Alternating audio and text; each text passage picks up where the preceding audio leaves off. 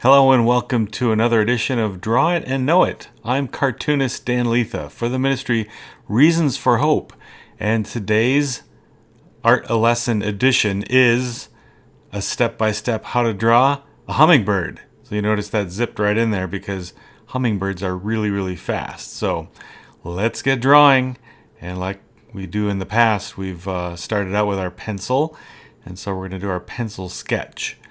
And we're going to start roughing in kind of a square shape to begin with. And this is roughly the hummingbird's head. We're going to add some more details to that in a little bit.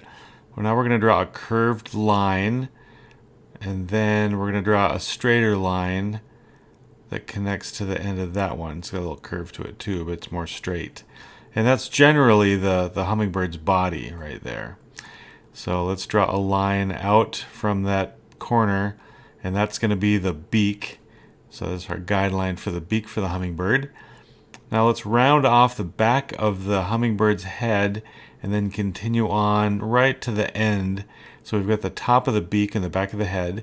Then we're going to do the throat and the bottom of the bill, the beak. And so we've got the thickness to the beak there.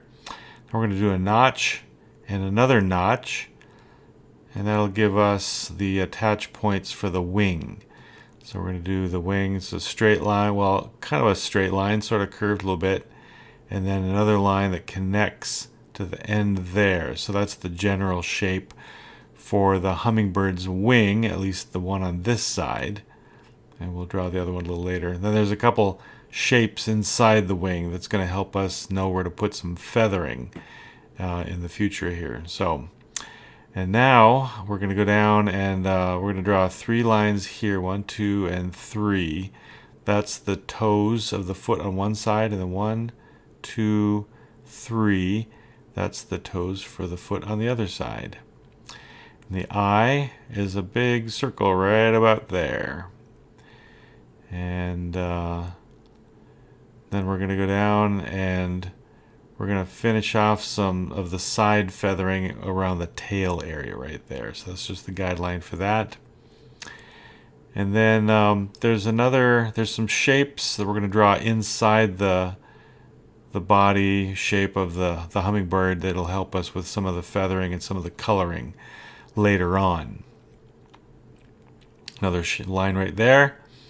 And then some guidelines for the feathers on the wing, the bigger feathers on the hummingbird. So just draw some lines out there. You don't have to make them exact the same as mine, but just to give us an idea of the direction and the shape of each individual feather on the wing. So there's the guidelines for that.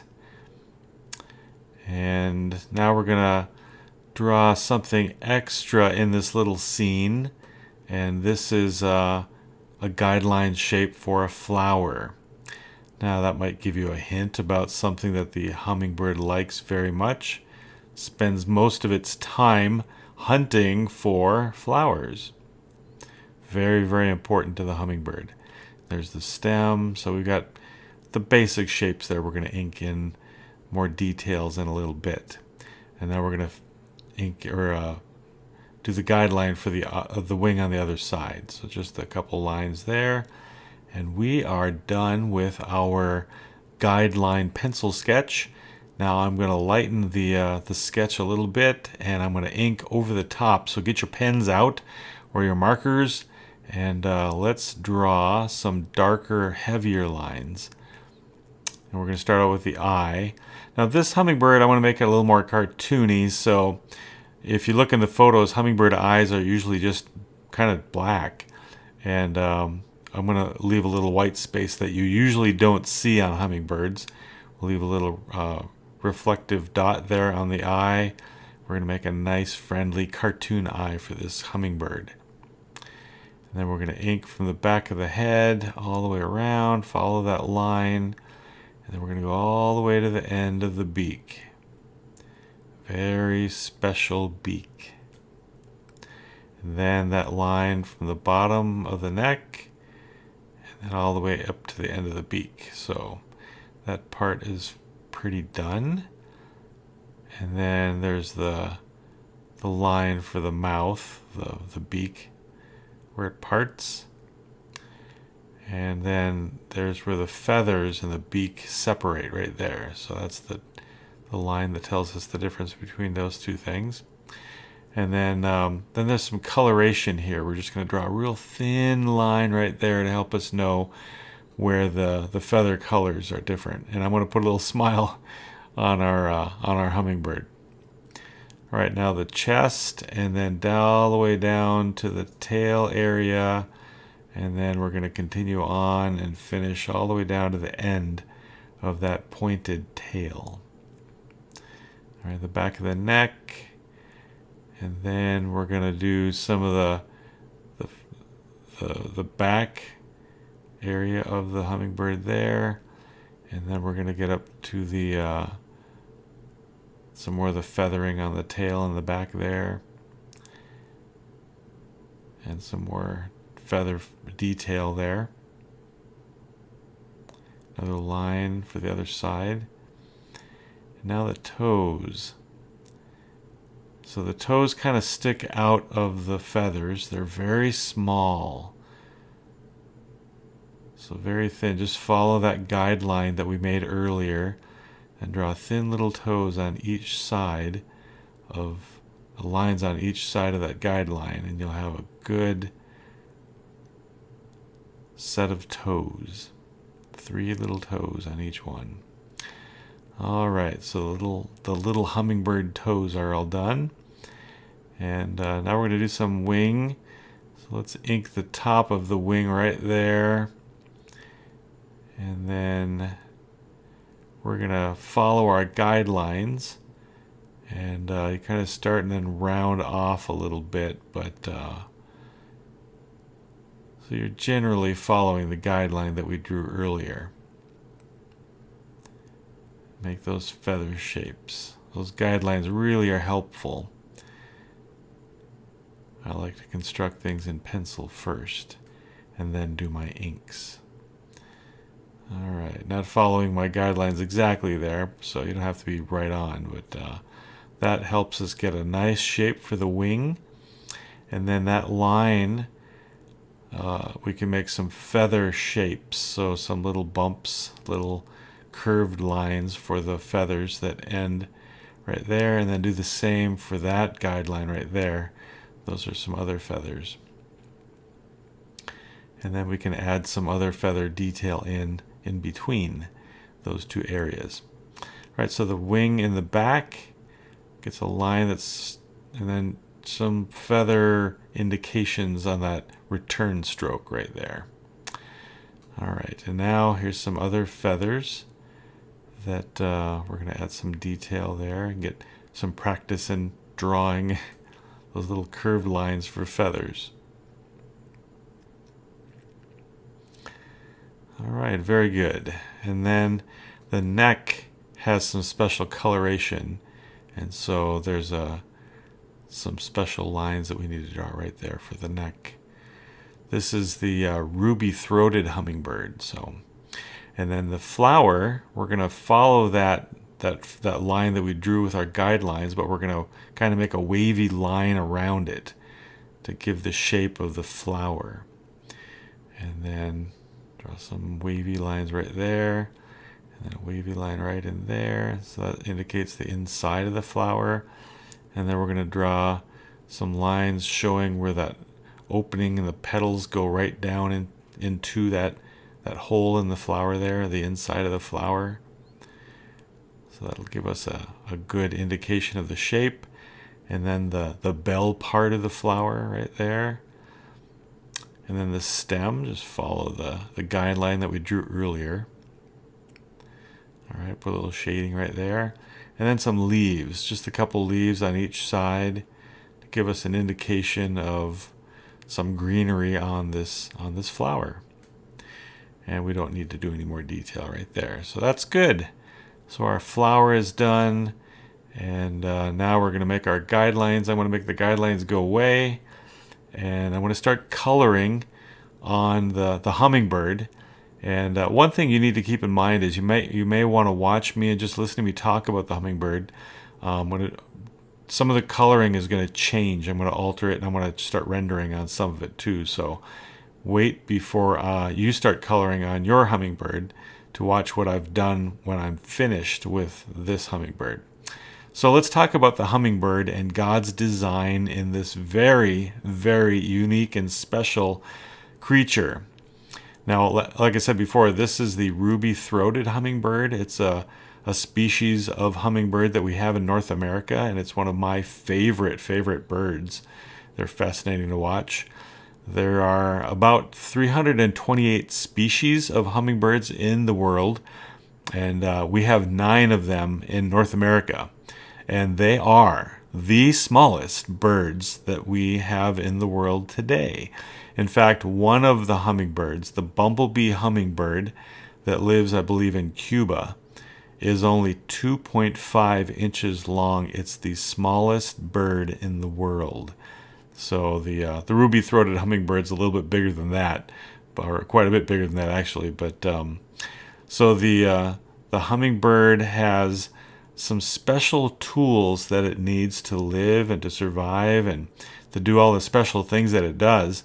It has eyes that can see special colors that humans can't, because the hummingbird looks for flowers. It eats the nectar out of the flowers. Most of the diet of the hummingbird is nectar, but it will eat an occasional bug or a spider every once in a while if it sees them. So it's not just flowers, but it gets some high energy fuel from the flowers. And that's very, very important for the hummingbird, because the hummingbird is a speedster. If you think there are other animals that are fast, I think they take a back seat to the hummingbird, because this guy or gal is very, very speedy. And we're going to talk about the wings in a little bit, but the beak that it has, that God designed for the hummingbird, is long and needle-like. It's kind of like a long skinny tube, and it's good for reaching into flowers to get that nectar way down inside the flowers. And sometimes it needs to poke through the flower, so it uses it like a needle and pokes through the flower. It gets that tongue in there, and that tongue is long, and it has curled edges on it. And count how many speedy things that the hummingbird does. One of them is that it licks super fast. So it gets 13 licks in per second when it's trying to drink that nectar out of the flowers. So 13 licks per second. And one very useful thing about the hummingbird too is that it pollinates flowers as well, like many bees and other insects. The hummingbird, which is a bird, is also a pollinator, so that's very, very helpful for the plants.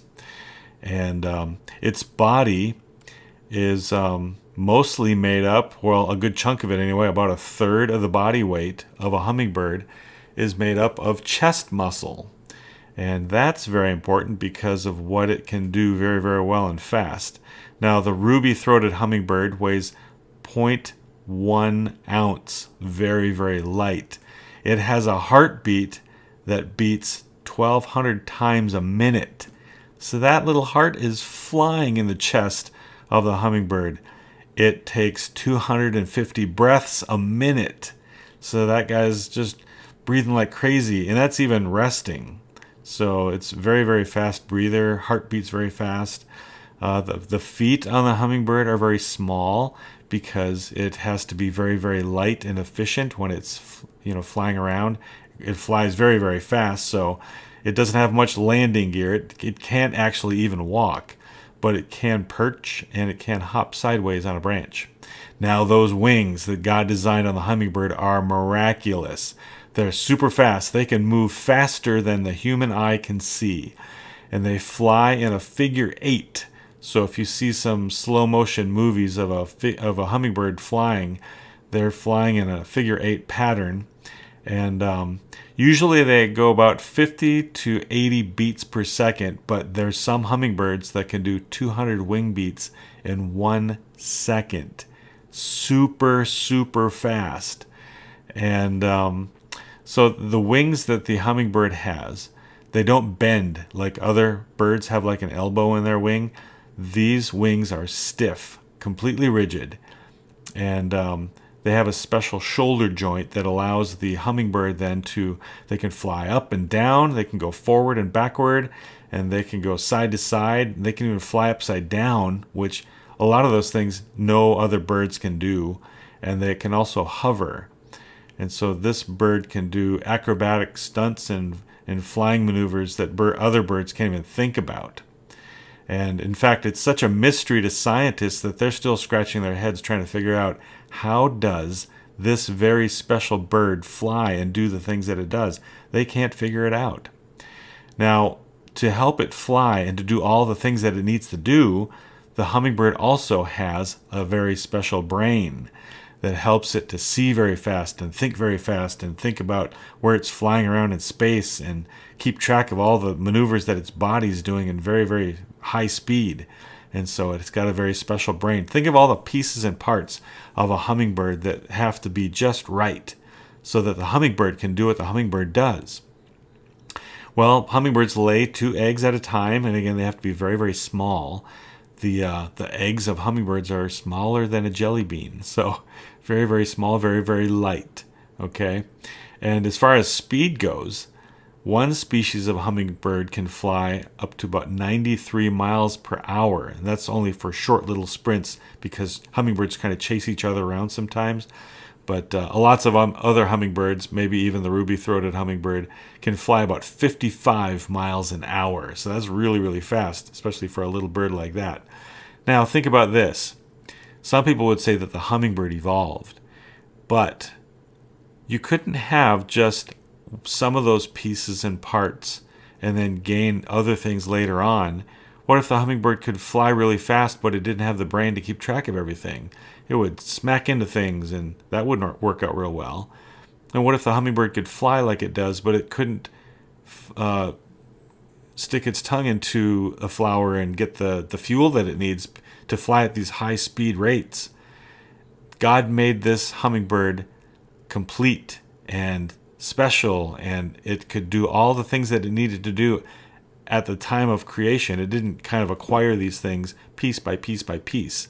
The hummingbird is a very special creation of our very special God, and it testifies to his wonderful creation powers and his imagination. So the next time you see the wonderful hummingbird, praise God for his marvelous creation. And I hope you had fun drawing the hummingbird with me today. Thanks for joining me, and join us next time on Draw It and Know It.